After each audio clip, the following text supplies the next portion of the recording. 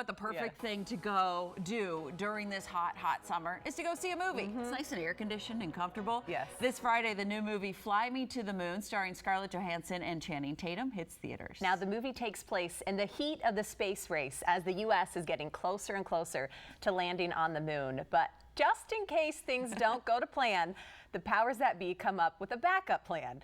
Here's a sneak peek. NASA needs a marketing specialist, and you are the best.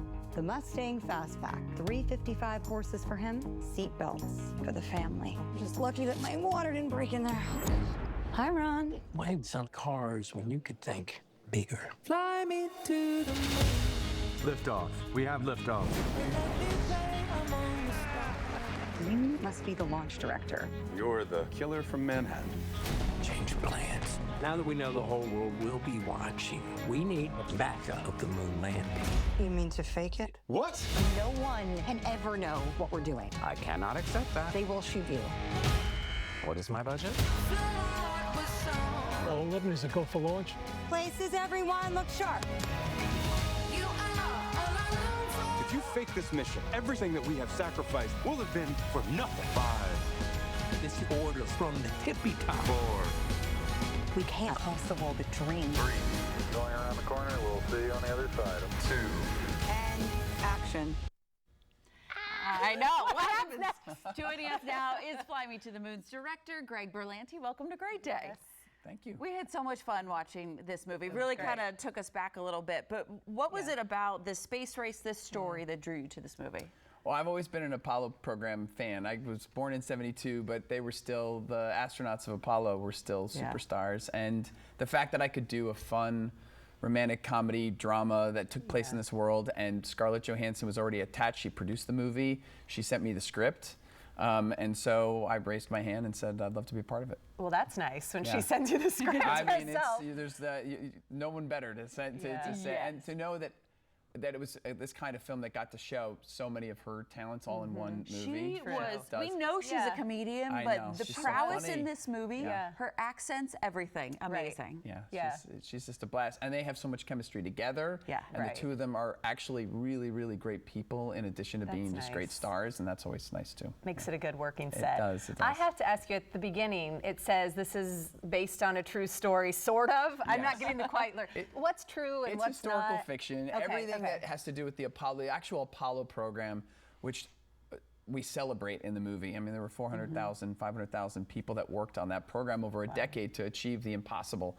And even though we're making fun or having fun with the sort of one of those OG conspiracy theories, it's ultimately a movie about why the truth is important. And I think that's the sort of fun, without giving any away about the third act, but you are watching the sort of fake and real, and the hope is that the audience wants the real thing to be true and understands why it is so important that something incredible was achieved, but has a fun time along the way. You know? Right. I love the reminder too that, I mean, that's an event that brought everybody together, and we still have those moments in our in our country, in our world. So just a reminder that we can all come together. Absolutely, and also the movies used to do that more, and TV used to do that more, and so to be a part, one of the reasons I wanted to work on this film is it reminded me of so many of the movies I grew up with in the 80s and 90s where they weren't politicized, and it was just being in a theater with a group of people laughing and enjoying yourself and having a great time just makes it feel like an event. As we were showing the movie to people across the country when we were still in the testing phase, that just kept coming up. People wanting to see more original stories and wanting to be in a theater and in a communal experience watching a film. And that's where it's coming to theaters, right? Because we're so used to just let's stream it somewhere. If you want more original stories, people have to go and support them. And it seems like, oh, it's a big studio, maybe you don't have to show the same kind of support, but actually that's going to encourage studios to and stars like Scarlett, who was producing this and starring in it, to get behind an original story is an event in and of itself. So I grew up in Florida, going to Cape Canaveral. So I'm watching this. I'm like, did they actually film in Florida? And you did. We did. NASA was very involved in the production. That's what amazed me. And they let us shoot all over their campus. And it was, you go there and it is such a, truly the word awesome. It's so inspiring what was accomplished. They have still, I think, the VAB where they construct the rockets is the largest single-story structure in the world, or at least in this country.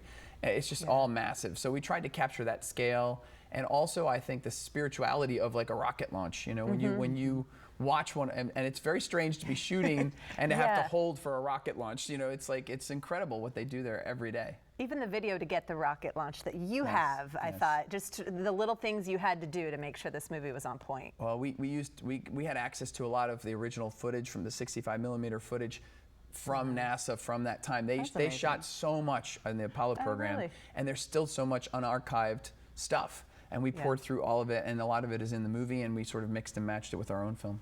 We have to go, but I have to say, Woody Harrelson, love. I mean, he never does a bad role, but he was fantastic. He's so great in this, and he great. improv'd the song at the without really? saying again what happens. He sings a little bit in the movie. He sings "Fly Me to the Moon," and that's how we ended up with our title. Wow. Oh, really? Yeah. That's amazing. Thanks, Woody. Yeah, the casting was perfect. Well, thank you for bringing this to us. Thanks for spending the day with about us. it. Okay, we said it's in the theaters. Go see Fly Me to the Moon in theaters this Friday, July 12th.